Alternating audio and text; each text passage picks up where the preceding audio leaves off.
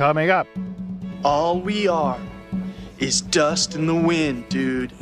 ancient wisdom for modern times. Can the Greek virtues of citizenship save us from looming ecological disaster? The problem is hubris and greed and heedlessness and stupidity, which are exactly the inverse of Plato's virtues. Those are the Greek vices. Our guest is Melissa Lane, author of Eco-Republic, What the Ancients Can Teach Us About Ethics, Virtue, and Sustainable Living. The Greeks weren't thinking about ecological sustainability, of course, but they were thinking about social and psychological stability. And so my message is that kind of stability has to be at the heart of what we mean by sustainability. Recorded live as part of the Stanford Continuing Studies series, The Art of Living. Ancient wisdom for modern times. Dust, wind, dude. Coming up on Philosophy Talk.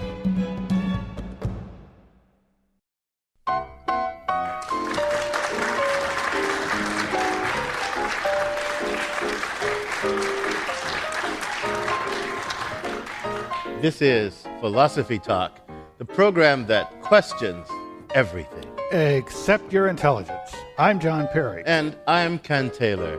We're coming to you from the Stanford University campus. This program is part of the Stanford Continuing Studies series, The Art of Living. Our thinking originates on the other side of the quad at Philosopher's Corner. That's where Ken and I teach philosophy. Welcome, everyone, to Philosophy Talk.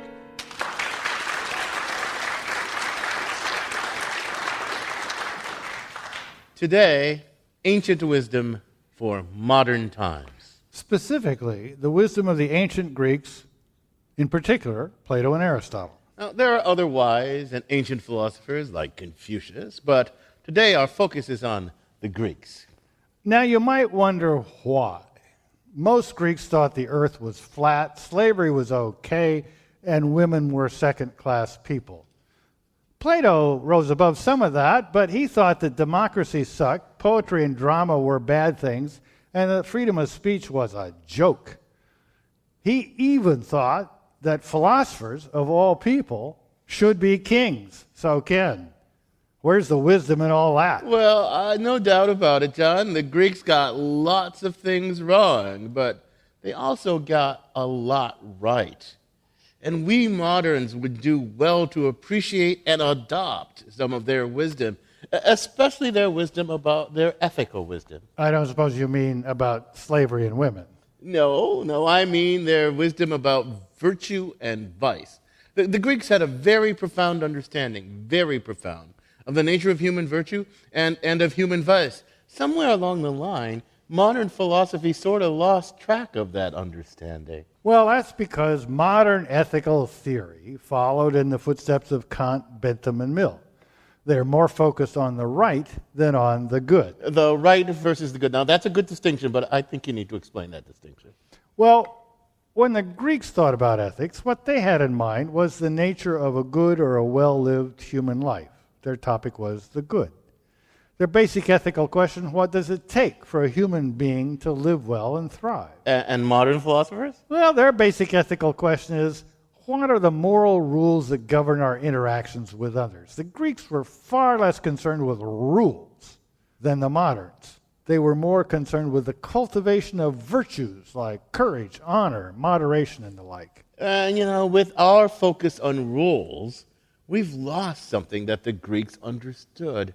And I actually think, John, that a lot of our problems are due to an excess of vice and a shortage of virtue.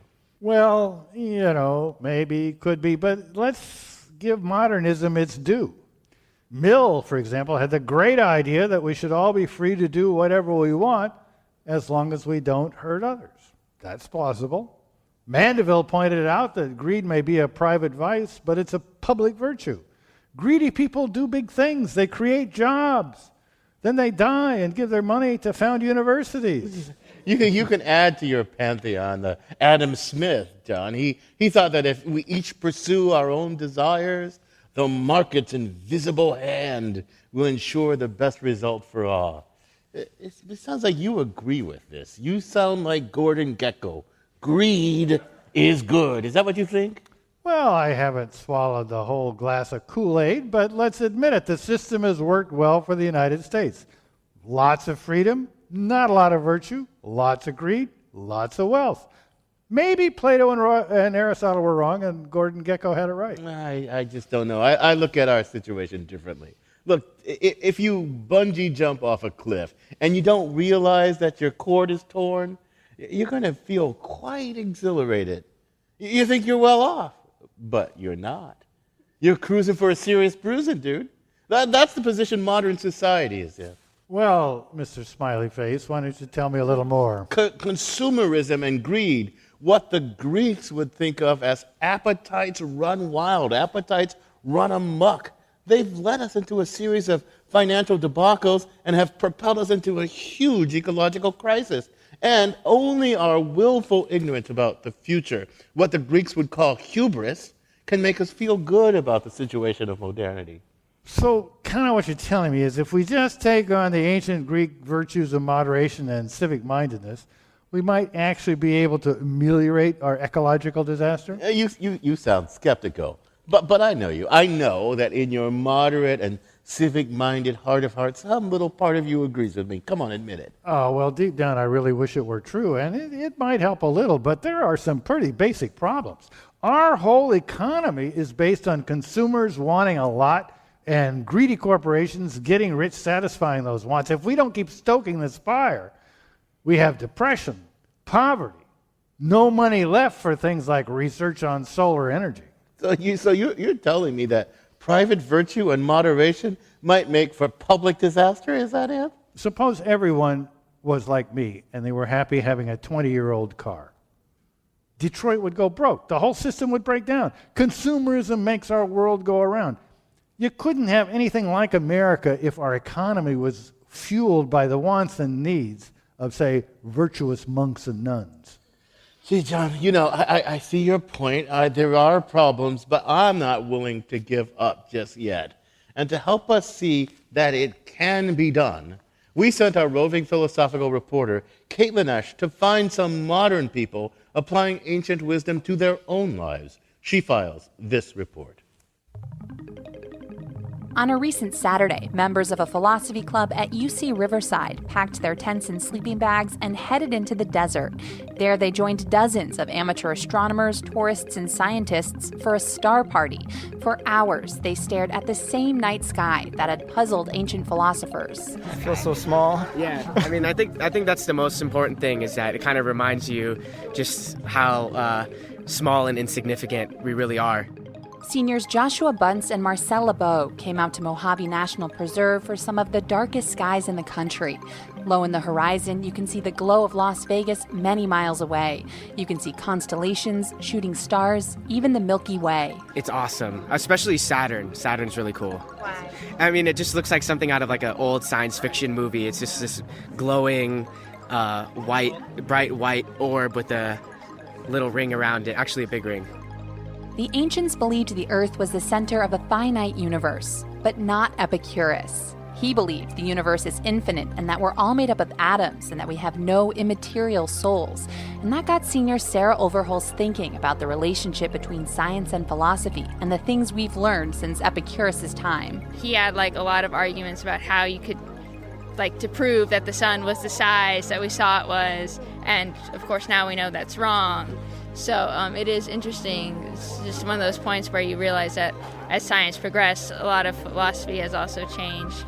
We realize that we're not the center of the universe, right? And sometimes science can kind of tell us otherwise, right? That because we have science, we can know everything, but we always have to remember that we're just, small. We're small. We're human beings, and, we have a very limited perspective on things, These are exactly the kinds of questions Christopher Phillips found himself thinking about back in 1996.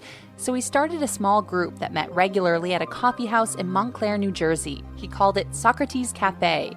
They'd sit around questioning everything. No discussion was off limits. It can be a typical one, from ones that Socrates investigated to what is justice, what is virtue, what is moderation, or it can be something like, how does a kind, intelligent person get stuck in a lousy job? Soon, Socrates Cafe took off. Philip started hearing from folks in far-flung places. I started getting letters from people in prison, people in nursing homes, people elementary school, junior high school, say, we can't come there. It's too, so can you come to where we are and show us how to do this ourselves? Now there are upwards of 600 groups across the United States and abroad. The beauty of the group is that it brings the Socratic method to life. When Phillips discusses Socrates, it's like he's talking about a lost friend or a mentor he deeply respects. He helped people bring out ideas that they didn't even know that they harbored within them. I mean, that is genius. You have a certain idea of what you think when you're left to your own devices. It's when you engage in a certain methodical inquiry with other people that inspires them to, in an unsettling and exhilarating sort of discovery, to tease out ideas that they didn't even know they had.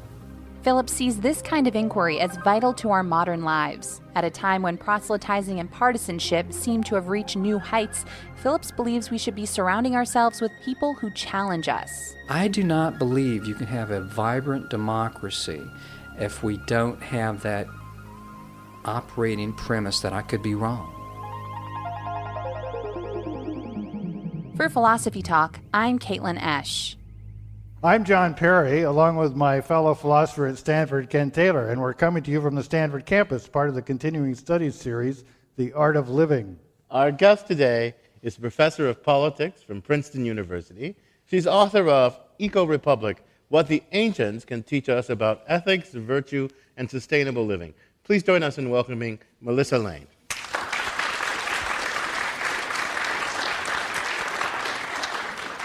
Melissa, Plato and Aristotle are very ancient philosophers. I mean, they're dead.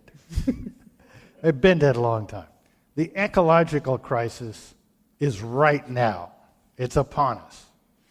How do these two temporally such distant topics get joined in your mind and in your wonderful book that Ken will hold up? Thank you. It was actually started in a kind of uncanny experience. On the one hand, I started to hear people talk about the financial crisis, the ecological crisis, using these words that were Greek words. So they said the problem is hubris and greed and heedlessness and stupidity, which are exactly the inverse of Plato's virtues. Those are the Greek vices. And so then I started to wonder, well, maybe some of the Greek solutions could actually be relevant. And I started to hear people, business leaders, policymakers starting to talk about this too. So starting to think, maybe if we think about doing the right thing as the smart thing to do, not just what we should do, and maybe thinking about it in the big picture of what's really good, maybe that could be the right path. Now, there's a tradition of philosophers having the ear of great leaders.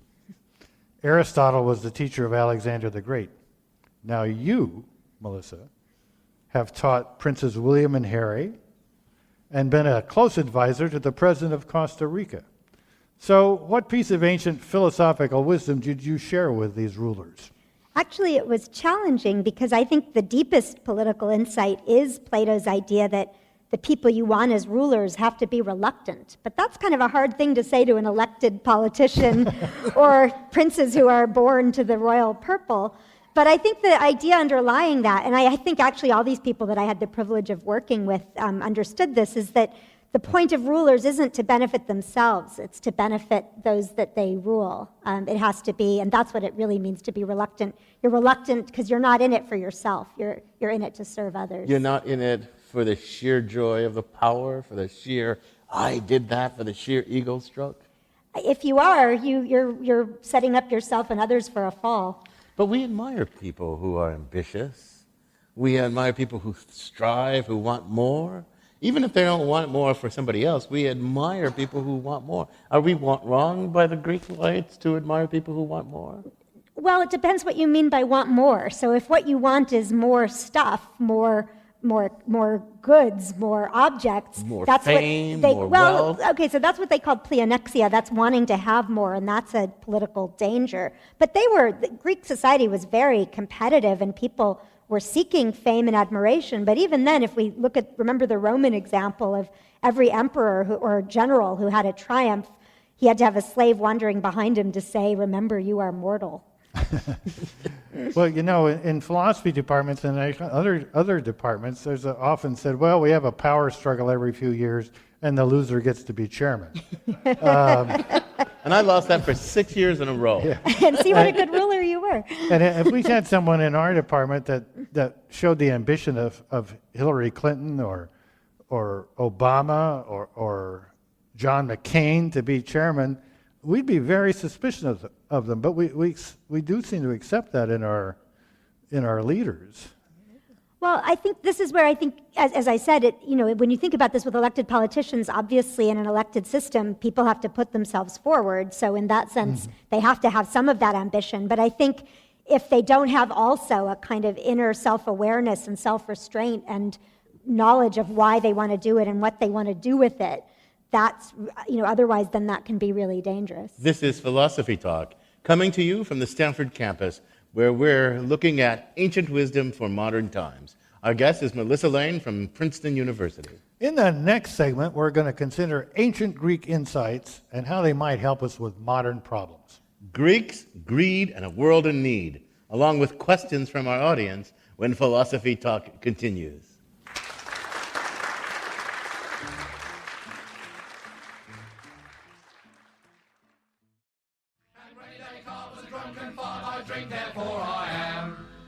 Socrates himself is particularly missed. A lovely little thing about a bugger when he's pissed. Welcome back to Philosophy Talk. I'm John Perry. And I'm Ken Taylor. Our guest is Melissa Lane from Princeton University. We're talking about ancient wisdom for modern times. What does the world need? More consumers? More greed? More taxes? More humility? Give us your opinion. Join the discussion by stepping up to one of the microphones at either side of the stage. So, Melissa, as John was saying in the opening, modern economics is arguably based on, well, you might call it a simple-minded picture of human psychology. People are rational maximizers of wants and desires. They have these desires, they want to satisfy these desires, they want to satisfy them to the highest degree. Reading your book, you think the Greeks had a more subtle, a richer, more adequate picture of the human mind. How do you think their insights might be helpful to us in the modern era? So modern psychology and economics tend to take desires as given. We start with the desires and then we figure out how to satisfy them.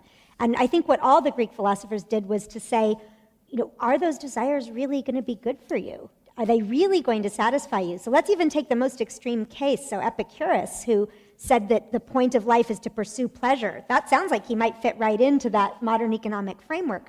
But actually, he ended up saying, well, wait, if you really think about it, if you're pursuing constant new things to drink or eat or whatever, that's actually going to make you feel insecure. You might not get what you thought you wanted. It might run out. Somebody else might get more than you. You're not actually going to find that pleasurable. So I call this modern picture of desires simple. I'm not quite sure it's so simple. But there is a strand in sort of modern thinking. John's favorite philosopher, Hume, says, reason is and ought to be nothing but the slave to the passions. So what's the role of reason?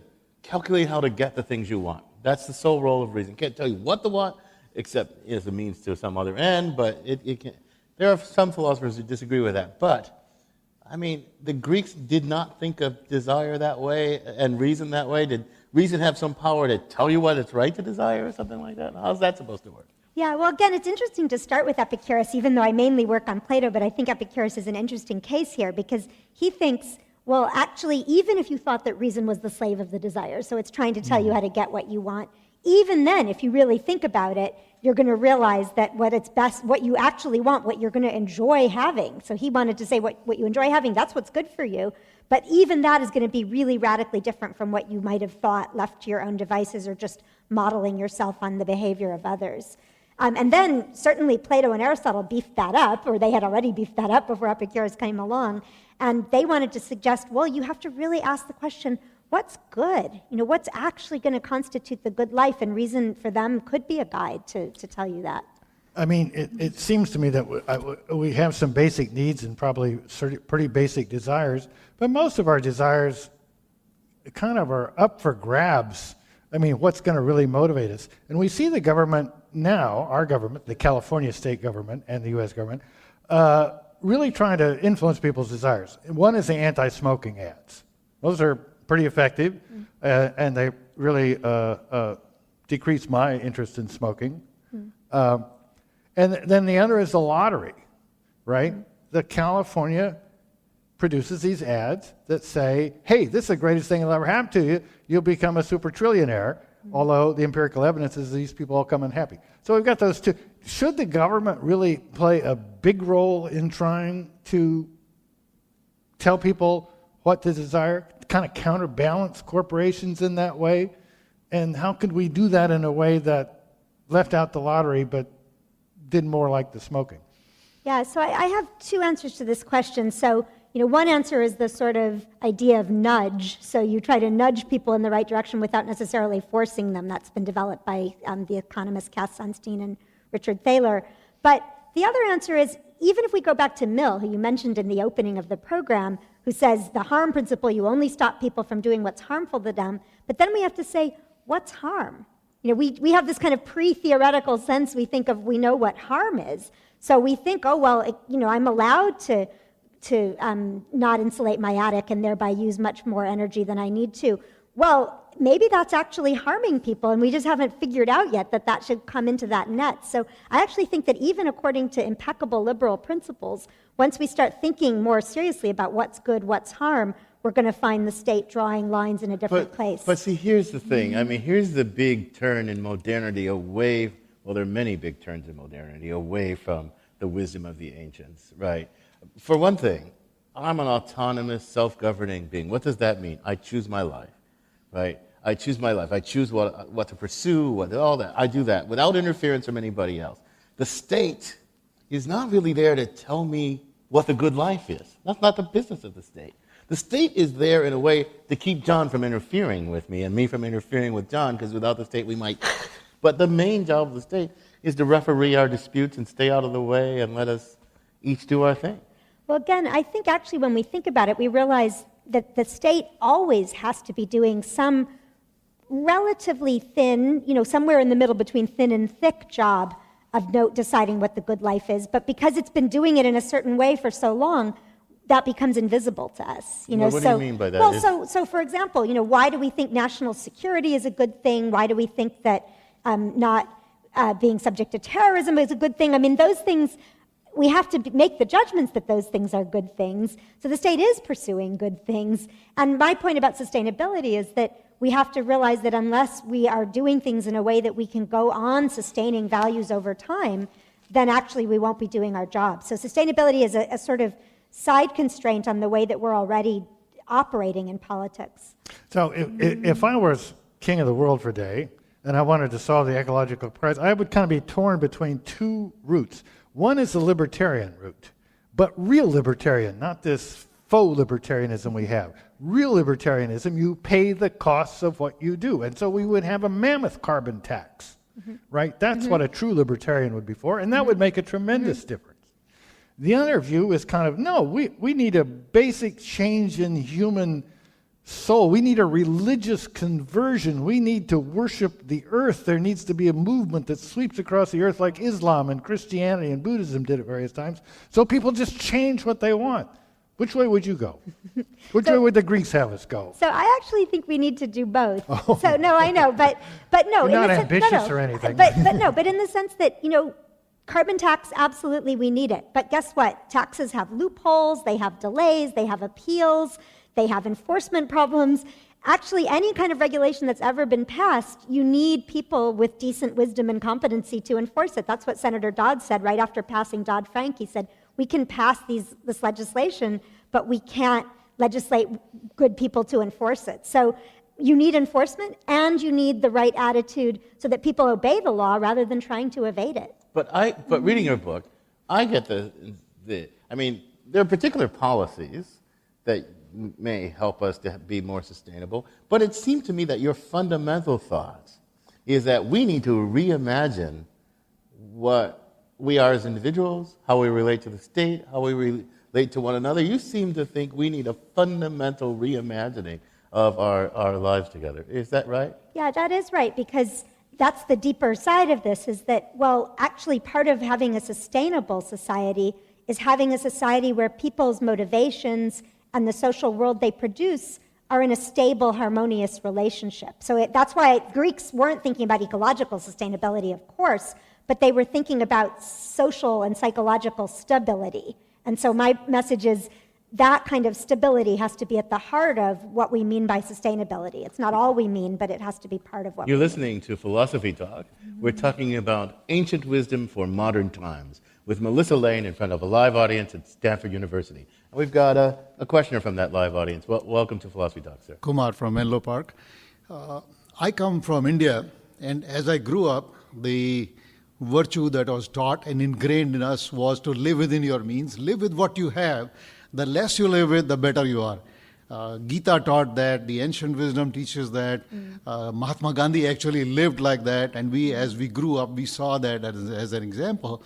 And unfortunately, in retrospect, the country followed him and stayed within its means, never progressed anywhere, paid attention to cottage industry and small village things, and we went nowhere.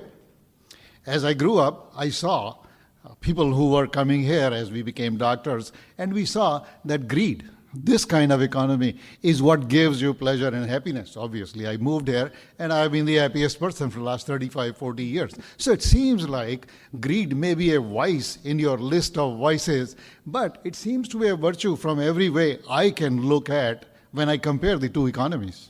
And I want to just pile on for you a little bit because I want to give you this challenge. This is the great insight of capitalism. And capitalism, the huge watershed event in the history of humanity, has produced so much more material well-being and prosperity around the world than anything that came before it.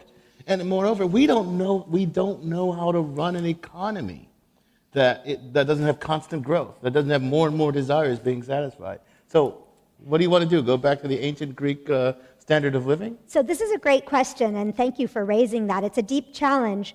So I absolutely agree that capitalism has raised people out of poverty. It's produced tremendous technological advantages that I, like all of us in this audience, benefit from hugely: medical care, all those things.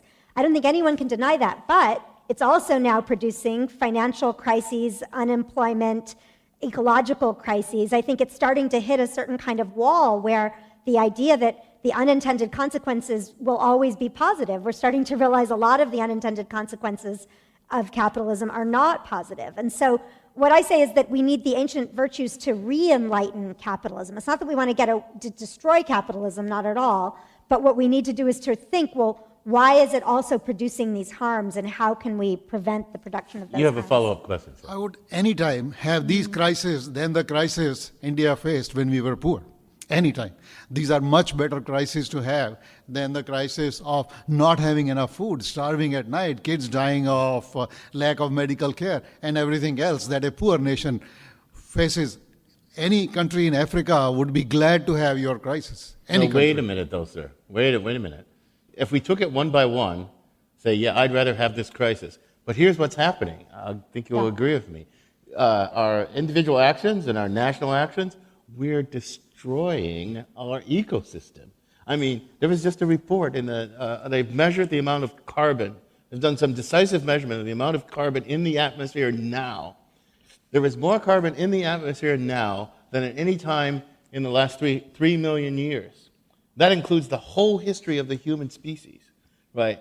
And they are utterly alarmed because it may be that we're past the tipping point. So we've got this huge problem that capitalism has produced. That's right. What we know how to do is a capitalism that raises people out of poverty, and that's an incredibly important thing. I would never deny that. I think everything you say about that is right. But what we don't yet know how to do is a capitalism that doesn't also destroy the planet. And the problem with that is that the ecology of growing tea in Kenya, of growing chocolate in Ghana, that these countries depend on, countries where poor people are dependent on those crops, that's being threatened. The livelihoods of the poor is now being threatened by the byproduct of that capitalism. Let me just say, capitalism has been reinvented a couple of times. When Adam Smith wrote, there weren't large corporations.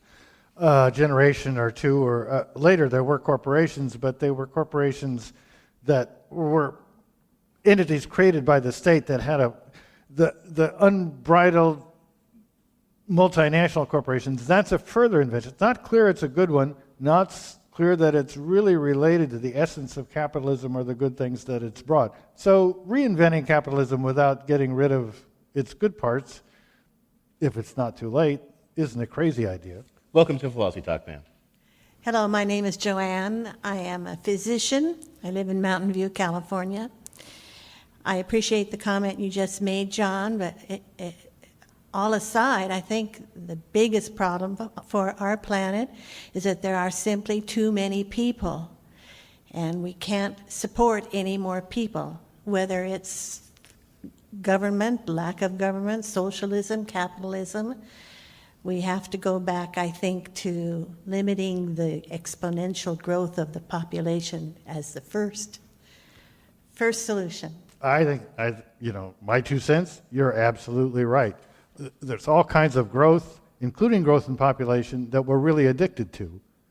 And we got to do something about it. And economists should give us models for prosperity where we have fewer people each year. Where people work fewer hours. If that was just free for the thinking up, it would have already been thought up. But I want to ask you, okay, we're talking about the problem that capitalism and modernity, capitalism is very deep in modernity. I assume your Greek wise guys looking at the modern world would say, hey dudes, I got a prescription for you. What is that prescription? Mm-hmm. So what the Greeks would tell us is, look, not all kinds of growth are good, and an example was just given of that. There are kinds of growth that are dangerous and unhealthy. There are cancerous growth, tumorous growth, and so we actually need to think about what are the kinds of growth that is intelligent and positive, and how do we have that within the moderate limits that makes it actually sustainable for ourselves and for others. That sounds like a very Greekish thought. I mean, because it's like Greek virtue is the well-functioning of the human soul. And you're talking about the well-functioning of the human collectivities. We should think of human collectivities as having like a telos, a purpose, and doing that well. And it's not just refereeing disputes. It's something more than that. But see, I want to say, I don't think we have to go all the way with we all have to agree on exactly every detail of the good life in order to get this started. I think all we have to agree on is whatever we value, we want to value it continuing into the future. And if what we're doing is actually undermining the conditions, the ecological conditions that it's going to allow it to continue into the future, then that's actually damaging. And so that seems to me a kind of more interim definition of sustainability that we could agree about without having to get whole hog agreement on every single thing that we value. Welcome to Philosophy Talk, sir. Hi, this is Nate from San Francisco.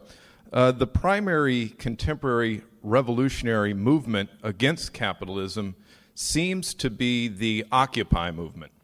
Do you see this as a solution in protest against the vices of capitalism? So it seemed to me that the Occupy movement raised some incredibly important challenges and really succeeded in putting them into public discourse about wealth inequality and the lack of control that many people experience.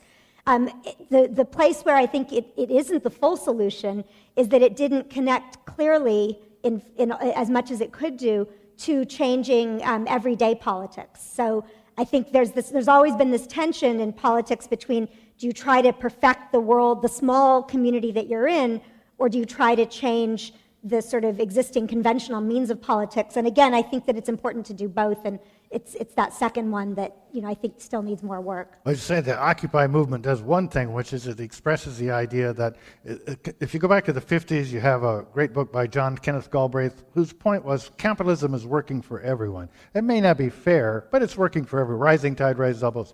And that's no longer true. And that's, I think, the main message Occupy was saying.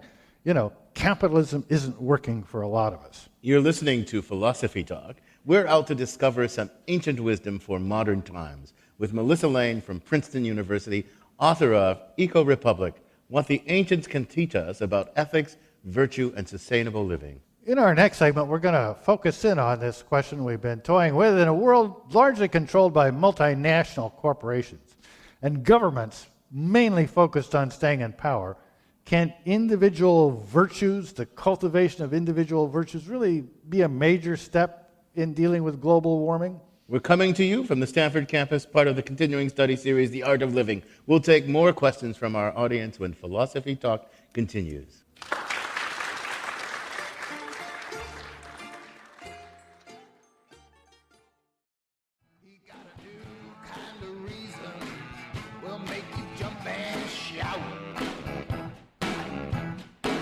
But when he comes down off that hilltop, you better watch out.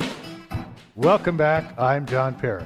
This is Philosophy Talk, the program that questions everything except your intelligence. Our guest is Melissa Lane from Princeton University. We're thinking about ancient wisdom for modern times. We've got a question from our audience. Welcome to Philosophy Talk, sir. Yes, my name is Valery, San Francisco. In discussing this constellation of virtues, as the ancients defined them, do they all have to be active simultaneously to be effective? Is there a hierarchy among these virtues? Eudaimonia example, is that the Jupiter, the solar system of our virtues? Thank you. It's a great question. So let me focus on Plato, because it's a little different for each Greek philosopher. So for Plato, eudaimonia is the goal, and the virtues help us to get to that goal. And actually, Plato and Socrates argued that all the virtues fit together to the extent that you couldn't really have one without having all of them.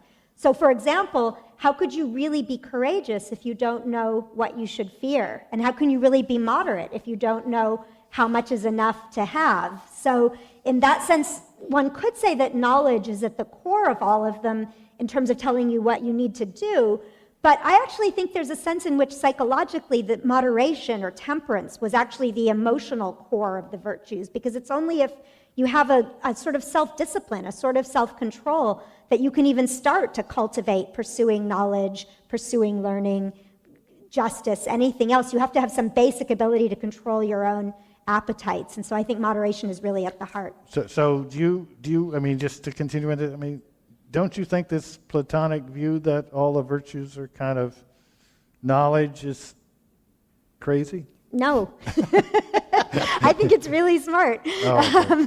I actually think really fundamentally that Plato is right when he says that virtue is fundamentally knowledge, because ultimately, if we don't know what we should be doing and what we should be aiming for, how could we possibly hope to be doing the right thing? But I could know what well, not to get deep into Plato debate Why not? here. Well, because we're talking about sustainability and all that. But Plato faced this problem with this theory of virtue. He thought, roughly, to know good is to do the good. Nobody ever does the non-good except out of ignorance.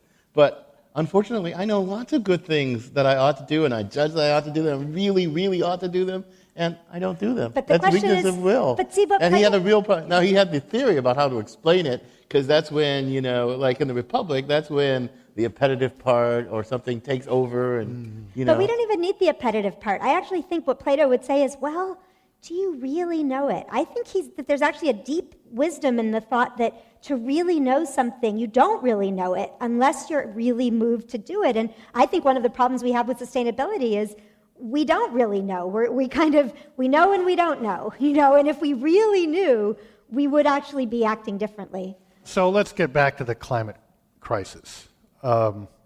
Ancient philosophy, does it have a special insight that pertains to sustainability and the ecological problem, especially because the multinational corporations and a lot of the other factors, the huge population, these are not things that Greek philosophers contemplated. They didn't have to deal with them. They didn't have to think about them. They didn't probably even know how to imagine the problems we have. But they did have to think about the question of, what should you do? What should you aim at? What kind of life you should choose? And that's still fundamentally the question that we have. And I think that the insight that we can draw on is their idea that you don't want to just aim at doing no harm. Of course, it's crucially important to do no harm. And we had some physicians in the audience, and they would be the first to say that. But you want to positively contribute to doing some good. You don't want to just get away with thinking, well, I'm in my socially defined role, and within that, I'm just going to make my widgets, and I'm not going to worry about whether they're harming the earth. No, wait, let me just finish this. So what actually you need to think is, how can my role contribute to something better for a broader picture? And actually, this is crucial for corporations, for example. There are wonderful examples of business leaders like Ray C. Anderson of the carpet company Interface, who adopted exactly this view. I think of him as someone who was Platonic without knowing that he was, because he took the view, actually, he realized, I don't want to just be selling carpets and making money. I want to be not harming the earth and actually doing good for the earth. And he fundamentally retooled his business model in order to take account of that goal. But okay, but I'm going to be just so slightly skeptical here. Because solving the global warming, the ecological crisis, is this huge, massive collective action problem. I'm one little guy, and living my one little life, and I look out there and I see a world of people largely in nations, corporations, largely indifferent. I could turn down my lights, I could do all that, but will I believe that's going to make much of a difference? I could have all my if everybody else were to have individual virtue, fine, but just on my own, virtue is supposed to be its own reward, just on my own, it seems kind of pointless unless the world's going to go along with me. So this connects back to the Occupy question, because I think the answer is, I think we absolutely need political change and fundamental structural changes, but how are we going to get them? We're only going to get them if enough people band together and put pressure on governments to achieve them. What's going to lead those individual people to band together and put pressure on governments?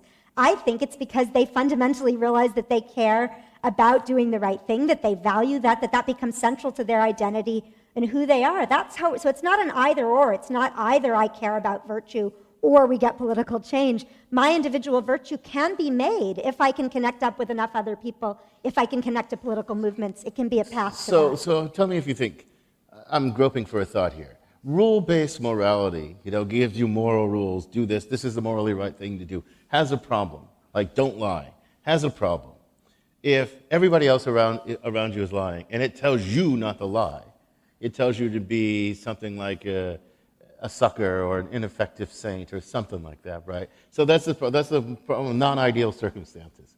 And rule-based morality has a problem with dealing with how can it guide you in non-ideal circumstances? Does this kind of virtue-based approach have a better, be virtuous no matter the circumstances? Yeah, kind of thing? Exactly. I think it does, because what it says is be virtuous because it's who you are, because it's going to be what makes you happy, but that actually is a more powerful and reliable motivator than because I say so, because some rule tells you to. Fundamentally, if people change what they care about, what they most fundamentally care about, they reflect on that and they decide, I want to be part of making a good change in the world and not just doing what I'm allowed to do by the current legal arrangements, actually that can lead to profound social change. I think that's a deep thought. I've often had that. So I'm not moved by the argument I gave you. I'm one little guy, blah, blah, blah. But in response to that kind of argument, I sometimes say, well, think about who you want to be, right? Think about what I like to call the expressive role of your keeping your lights down, not having a large, even if you don't materially affect the world that much, you express to everybody else, hey, this is who I am, and you can invite them to be that way too. And that itself has some significance. There's a website that you can join or take on as a friend called Ayn Rand Took Social Security. Which is mostly negative things about Ayn Rand. But I want to make 2 points with that. First of all, philosophers, thinkers, authors can make a difference, right? Ayn Rand made a difference. She helped create the conception we have now of a corporation's duties and of what it is to be a creative person. Made a terrible contribution, in my opinion, but it's there. You have the head of the Greenspan saying he was just amazed that his Ayn Rand libertarian ideas didn't work out. You have these main contenders for the Republican nomination or the vice presidential nominee really dedicated to these ideas. Ideas put into the heads of really bright, creative, hardworking, ambitious undergraduates can make a heck of a difference. And the point about Social Security is, even if you yourself are still using incandescent light bulbs. Yeah, I want to add on to, and I want to recommend your book in this way. Because one of the things that impresses me about your book is the scope of thinking. You take this tour through ancient political theory and ancient moral theory and modern political theory and modern moral and modern economics, and you bring them all together, and you confront modernity with the thoughts of these ancients. And, there aren't that many, especially since the Marxists have sort of withered away, there aren't that many powerful critiques of capitalism, systematic critiques of capitalism. And your book is this powerful systematic critique of capitalism rooted in thinking about the ancient stuff. And there used to be a time in the university, this is my deep lament, when we would expose students, we thought we had the obligation to expose every student to this kind of range of thought, from ancient world to modernity. We've lost that, and I think it's just such a shame. You ask students, what's that relevant to me? I mean, your book illustrates the relevance of deep engagement with the best that has been thought and continuing engagement. Don't you agree? Why, yes. But what you need But don't you agree that we ought to be, that we owe it as professors to the young, despite their protestations? Well, actually, writing the book was the product of a tremendous journey for me personally in doing this, because actually it came out of an experience that I had of working with scientists and policymakers and business people and linguists and lawyers and people from all across the university who, this was when I was teaching at the University of Cambridge in the UK originally and now continuing at Princeton, and we were all asking together, how do we solve these big problems? How do we even define these big problems? How do we have a common language?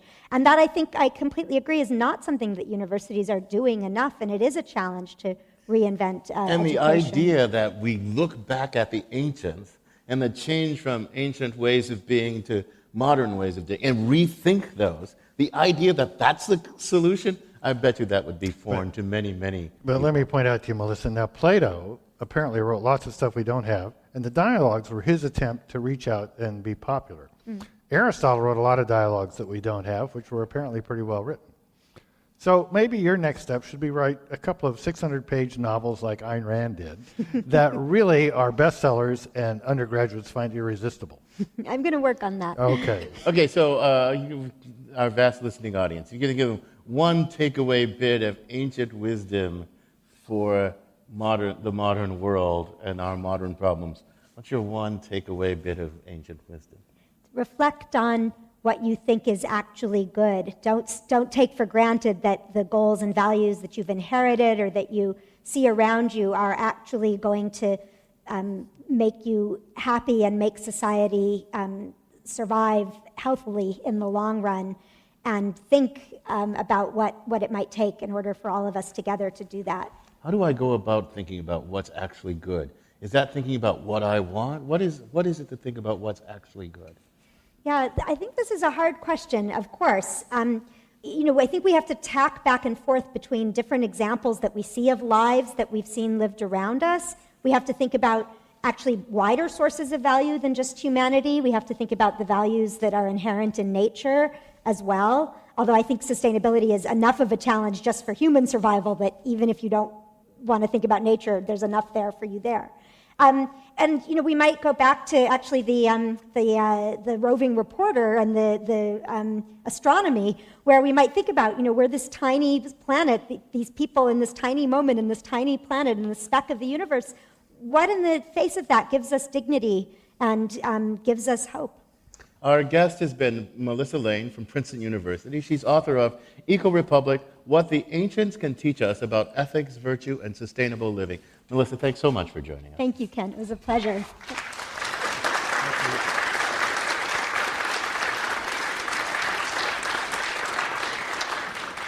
So, John, what are you thinking now? Well, I still think that Plato's theory of the virtues as somehow all amounting to knowledge is bizarre. And so I don't think that's going to help with the ecological crisis. I'm really impressed with this whole movement that's, it's been rooted in Oxford and Cambridge too, I suppose, and a lot from Princeton. People taking the ancient ideas and doing all sorts of interesting things with them. People like John Cooper and Melissa and go on and on and on. And the learning involved in it and the breadth. And it makes me feel very humble and insignificant. It makes me feel humble, but it makes me realize again, I'm going to say it again, we've lost the habit of taking the ancients seriously because we think we're so more advanced. And there's lots of ways in which we're more advanced, but they had deep understanding of lots of things about human life that we should try and recover. On the other hand, if you look at Plato's life, Socrates' life, Aristotle's life, their city-states were pretty much of a mess. Well, there's no doubt about that. But this conversation continues on our blog, theblog.philosophytalk.org, where our motto is cogito ergo blogo. I think, therefore I blog. You can also follow our tweets on Twitter, and you can find out more by visiting our very active Facebook page.